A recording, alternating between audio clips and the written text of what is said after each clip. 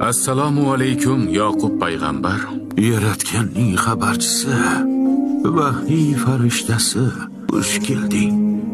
Yusufimdan ayrilgach, nima holga tushganimni ko'ryapsanmi? Ko'zlarimga nima bo'lganini ko'ryapsanmi?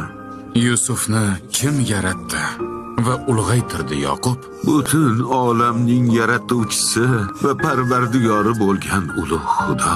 Yusufdan boshqa yana nechta bolang bor? Qizim Dina bilan birga 12 bolam bor. Bag'ringda 12 ta o'g'ling bo'la turib, ular uchun o'zingni tamom qilyapsanmi, Yoqub? Ularning hech biri Yusufning o'rnini bosa olmaydi.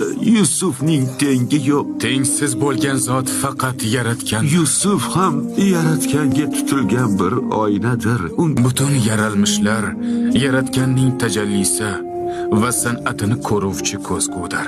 Ammo yaratganga ont ichamanki, shu kundan e'tiboran har ikkisidan ham kechdim. Hammasini o'rniga menga yaratgan yetadi. Har bir azobdan so'ng bir rohat keladi. Bu azob va sen tortgan dard rohatning boshlanishi bo'lishi mumkin.